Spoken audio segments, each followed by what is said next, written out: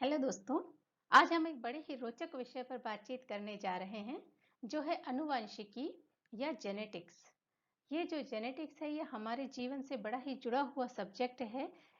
और अगर हम बात करें तो विशेष रूप से ये लाइफ साइंस या जीव विज्ञान की एक बैकबोन या रीढ़ की हड्डी के समान है। हम प्रकृति में चारों तरफ देखते हैं, इतनी सुंदरता चारों ओर निखरी हुई है, चाहे वह विभिन्न प्रकार की पादप प्रजातियां हों या विभिन्न प्रकार के जीव जंतु हों। पर हम इन सब में एक चीज यही देखते हैं कि ये जो जितनी ही सुंदरता और विविधता हमारी प्रकृति में चारों ओर बिखरी हुई है, तो इनमें आपस में समानता भी है और ये विविधता भी है। समानता है जब एक ही स्पीशीज या एक ही जाति के जो जितने जीव जंतु हैं या पौधे हैं या प्राणी हैं, उनमें माता पिता और बच्चे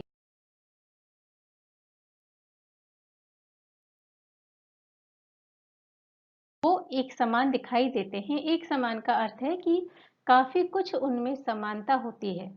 दे आर नॉट क्लोन्स, बिल्कुल एक जैसे नहीं होते हैं, लेकिन उनकी काफी सारी जो है चीजें वो एक जैसी होती हैं। और हम ये भी कहते हैं कि जैसे अगर हमारे यहाँ कोई बच्चा जन्म लेता है तो हम कहते हैं कि देखो ये माता के जैसा दिखता है या अपने पापा जैसा। कोई कहता है दादाजी की जैसी नाक है, कोई कहता है नाना जी की आवाज है, कोई कहता है मौसी का गुण आया है। तो इस प्रकार हम अलग अलग, क्योंकि सारे गुण उसके अंदर आते हैं, तो ये जो गुणों का संचरण होता है माता पिता से बच्चों में, ये जीन्स के द्वारा होता है। और आज हम यहाँ पर यही एक बहुत ब्रीफ में या संक्षिप्त में जानेंगे कि जीन्स जो कि हमारे गुणों के संवाहक हैं या दूसरी भी हमारी बहुत सारी गतिविधियों को प्रभावित करते हैं, तो आखिर ये हमारे शरीर में कहाँ पाए जाते हैं। समानताओं के अलावा हम देखते हैं कि विविधताएं भी हैं। हर एक स्पीशीज है जो उसका बच्चा उसी के जैसा दिखाई देगा, परंतु अगर चिड़ियाओं की स्पीशीज हम देखें, सेम स्पीशीज में भी आपको अलग अलग वेरिएशंस दिखेंगे।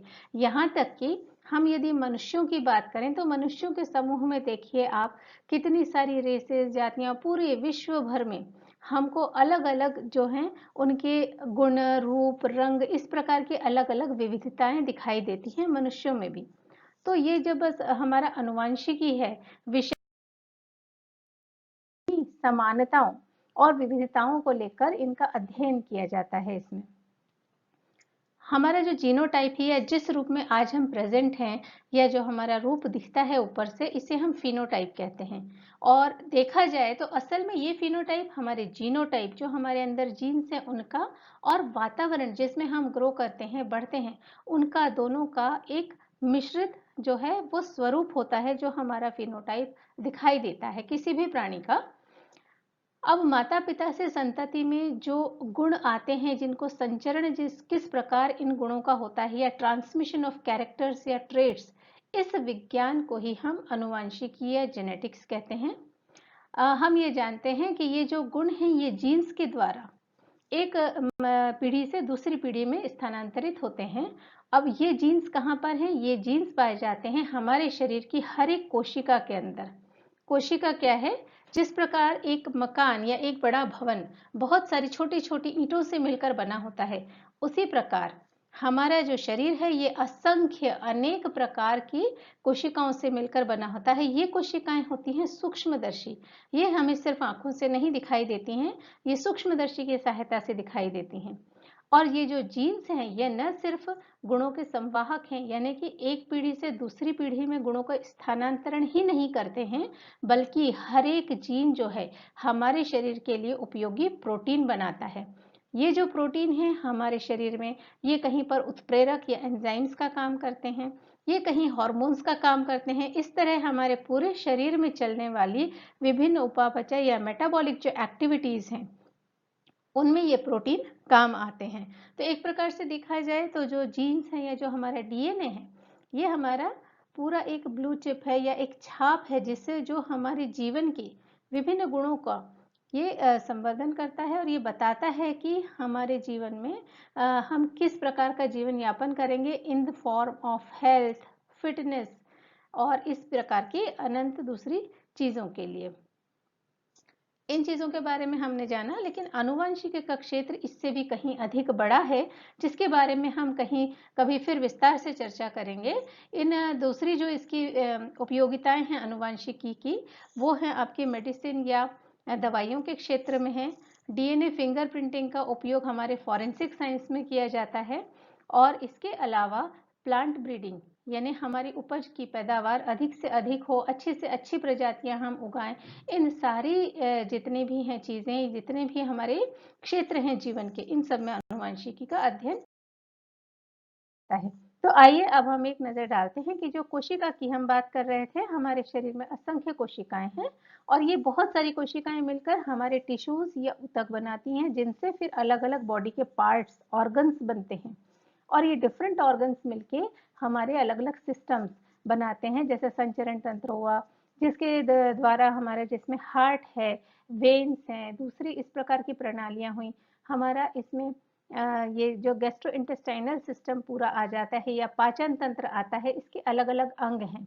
तो कोशिका से शुरू होकर और ये ऊतक बनाते हैं या टिश्यूज बनाते हैं, उसके बाद ऑर्गन्स, और डिफरेंट ऑर्गन्स मिलकर बड़े बड़े सिस्टम, और ये सारे सिस्टम मिलके हमारे मनुष्य का या किसी भी जीवधारी का एक शरीर बनाते हैं। आइए देखते हैं कोशिका की संरचना। इसमें यदि हम देखें तो सबसे बाहर की तरफ ये एक सेल मेम्ब्रेन या कोशिका भित्ति होती है, जैसे कि हमारे घरों में एक बाउंड्री वॉल होती है। और ये जो कोशिका भित्ति है, ये कोशिका को बाहरी इसके वातावरण से अलग करने में सहायता देती है, परंतु साथ ही साथ ये ध्यान रखती है कि इसके अंदर और बाहर जाने वाले जो पदार्थ हैं, उनको बड़ा ही सोच समझ के इनका निर्णय लेती है, सिलेक्टिवली परमिएबल होती है। इस कोशिका भित्ति के अंदर एक जेली जैसा पदार्थ भरा होता है, जिसे हम साइटोप्लाज्म कहते हैं, जिसके अंदर बहुत सारे छोटे छोटे ऑर्गेनेल्स, सेल ऑर्गेनेल्स होते हैं, जिनके विभिन्न कार्य हैं। इसके अलावा आप देख रहे हैं कि इसके बिल्कुल सेंटर में बीच में एक लाल रंग का आपको गोल सा एक दिखाई दे रहा है ऑर्गेनेल, जिसको हम कहते हैं न्यूक्लियस। ये जो न्यूक्लियस या केंद्रक है, इसी के अंदर जेनेटिक पदार्थ यानी कि जीन्स मौजूद होते हैं। अब हम एक नजर डालते हैं केंद्रक है हमारा, ये कैसा दिखाई देता है। केंद्रक या जो न्यूक्लियस है, इसकी संरचना यदि हम देखें तो इसमें चारों तरफ से एक भित्ति या उसके द्वारा घिरा होता है, और उसके अलावा इसका जो अगर हम संरचना देखेंगे तो एक चारों तरफ से न्यूक्लियर मेम्ब्रेन है, बीच में क्रोमेटिन, जो लाल रंग के हमें धागे के समान दिखाई दे रहे हैं, ये क्रोमेटिन पदार्थ है। यही हमारा जेनेटिक मटेरियल है, जो बाद में क्रोमोसोम्स या गुणसूत्रों के रूप में बदल जाता है कोशिका विभाजन के दौरान, और इन्हीं में हमारे जीन्स जो हैं वो उपस्थित रहते हैं। एक बड़ा इन्होंने शॉर्ट सा हमारे सामने चित्र आ रहा है, जिसमें कि आप देख पा रहे हैं एक कोशिका है, उसके बीच में न्यूक्लियस है, और बीच में जो दिखाई दे रहे हैं ये गुणसूत्र या क्रोमोसोम है। जो क्रोमेटिन नाम का पदार्थ हमने देखा था कि जो कि बड़ा ही जैसे एक बंधा हुआ धागे का गुच्छा सा दिखाई दे रहा था हमें उस चित्र में, वो जब कोशिका विभाजन नहीं कर रही होती है तब एक ग्रैन्युलर या दानेदार पदार्थ के रूप में होता है। लेकिन जैसे जैसे कोशिका विभाजन आगे बढ़ता है, ये धीरे धीरे जो है वो काफी संगठित और कंडेंस होते चले जाते हैं, और इन गुणसूत्रों का आकार ले लेते हैं। ये गुणसूत्र जो हैं, इनके अंदर डीएनए मौजूद होता है, और एक गुणसूत्र जो है देखा जाए तो वो एक प्रोटीन और डीएनए इन दोनों से मिलकर बना होता है। तो प्रोटीन जो है वो हिस्टोन नाम से जाने जाते हैं, और डीएनए जो है ये डबल हेलिकल या एक कुंडली के प्रकार की एक संरचना होती है, जिसमें अनेक प्रकार के न्यूक्लियोटाइड्स होते हैं। अब हम यहाँ देखते हैं कि हमारे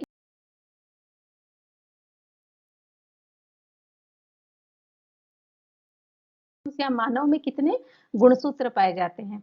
हमारी एक कोशिका के अंदर हुआ केंद्रक, केंद्रक के अंदर जेनेटिक पदार्थ जो कि गुणसूत्रों की शक्ल में मौजूद रहता है। मनुष्य में 22 पेयर्स या 22 जोड़े इसके होते हैं, जो ऑटोजोम्स होते हैं क्रोमोसोम के या गुणसूत्रों के, जो कि वो मेल फीमेल यानी महिला या पुरुष कोई भी हो, उसमें ये 22 जोड़े दोनों में समान रूप से एक जैसे पाए जाएंगे। पर जो 23वां जोड़ा होता है, यानी कि हमारा 44 नंबर और 45th एंड 46 45 और 46 नंबर का जो क्रोमोसोम है वो सेक्स क्रोमोसोम कहलाते हैं। एक एक्स और एक वाई होता है। यदि वो एक महिला है या लड़की है, फीमेल है, तो उसमें XX होगा, लेकिन यदि वो एक पुरुष है तो X और एक Y होगा। दैट मीन्स जो Y क्रोमोसोम है ये इसका लिंग का निर्धारण करता है। अगर इसकी प्रेजेंस है तो पुरुष है, और अगर Y क्रोमोसोम ना होकर X है तब वो एक महिला है या लड़की है। तो इस प्रकार ये मानव क्रोमोसोम इसलिए बता रहे हैं कि जब हम आगे बात करेंगे जेनेटिक डिजीज की या आनुवंशिक बीमारियों की, तब हमें इससे समझने में सहायता मिलेगी। यहाँ हम देख रहे हैं कि एक जब भी हम क्रोमोसोम की बात कर रहे थे, क्रोमोसोम के अंदर कितनी ज़्यादा संगठित रूप में कॉइल्ड और सुपर कॉइल्ड होकर ये हमारा डीएनए जो है इसके अंदर मौजूद रहता है। जैसे कि टेलीफोन के तार होते हैं, यदि हम पुराने जो टेलीफोन्स होते थे उनकी अगर स्ट्रिंग को छोड़ दें तो किस प्रकार पूरे आपस में लिपट जाती है, इस प्रकार की कॉइलिंग और फिर सुपर कॉइलिंग होके जो डीएनए है हमारा, ये गुणसूत्र के अंदर पाया जाता है। अब हम ये जाने कि जीन्स कहाँ होते हैं। एक्चुअली डीएनए के छोटे छोटे सेगमेंट्स को कहते हैं, छोटे छोटे पार्ट्स को कहते हैं, जो कि किसी न किसी प्रोटीन को बनाने में सहायता करते हैं। तो जीन का हर एक वो डीएनए का हर एक वो पार्ट जो प्रोटीन बनाता है वो जीन कहलाता है, और ये यूजफुल होते हैं। अदरवाइज नॉनसेंस डीएनए भी होता है जो कि किसी प्रकार का प्रोटीन बनाने में मदद नहीं करता है। तो डीएनए, देन क्रोमोसोम, और क्रोमोसोम है कोशिका के न्यूक्लियस में।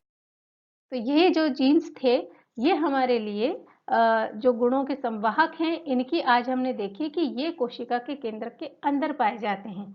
आगे आने वाले एपिसोड में हम इसी रोचक विषय को और अधिक सहज और सरल तरीके से बनाने की और आगे अन्य चीजें इसमें समझाने की बात करेंगे। धन्यवाद।